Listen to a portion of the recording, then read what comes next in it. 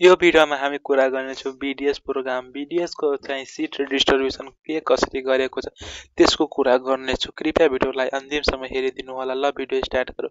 सर्वप्रथम चाहिँ पेइङ को सिट को कुरा गर्नुपर्दा पेइङ मा तपाईलाई 310 चाहिँ बीडीएस मा सिट रहेको छ अनि फोर्जिन कन्ट्री को लागि चाहिँ 196 रहेको थियो 2025 को डाटा अनुसार। अनि टोटल स्कॉलरशिप सिट को कुरा गर्नुपर्दा चाहिँ 119 रहेको छ अनि ओपन स्कॉलरशिप को सीट को कुरा गर्नुपर्दा जम्मा चाहिँ 65 वटा रहेको छ अनि रिजर्भेसन स्कॉलरशिप मा जम्मा 94 गते 54 वटा सीट रहेको छ।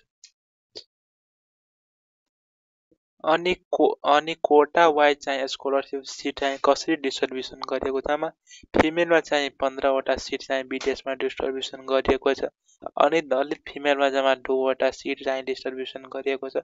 अनि त्यसपछि मुस्लिम फिमेलमा चाहिँ एउटा सिट मात्र डिस्ट्रिब्युसन अनि दलितमा चाहिँ जम्मा चाहिँ 5 वटा सिट डिस्ट्रिब्युसन गर्यो अनि आदिवासी जनजातिको लागि चाहिँ जम्मा 8 वटा सिट चाहिँ डिस्ट्रिब्युसन गर्यो। त्यसपछि खास सरियाको लागि चाहिँ जम्मा 10 वटा सिट डिस्ट्रिब्युसन गरिएको। त्यसपछि मधेसीको लागि 5 वटा सिट चाहिँ डिस्ट्रिब्युसन गरिएको छ। त्यसपछि मधेसी अनि दलितको लागि चाहिँ एउटा सिट मात्र डिस्ट्रिब्युसन गरेको छ चाहिँ के को भन्दैछु बीडीएस को। अनि थारूको लागि चाहिँ 2 वटा सिट चाहिँ डिस्ट्रिब्युसन गर्यो अनि मुस्लिम फिमेल को लागि चाहिँ जम्मा एउटा सिट डिस्ट्रिब्युसन। त्यसपछि पिछाडिएको लागि चाहिँ 2 वटा सिट चाहिँ डिस्ट्रिब्युसन गर्यो। त्यसपछि आपाङको लागि चाहिँ कतिवटा सिट एउटा मात्र सिट डिस्ट्रिब्युसन शहीद अनि बेपत्ताको लागि एउटा सिट डिस्ट्रिब्युसन गरेको छ जुन चाहिँ बीडीएस।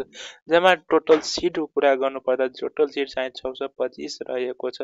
यही थियो बीडीएस को चाहिँ सिट डिस्ट्रिब्युसन गरिएको डाटा।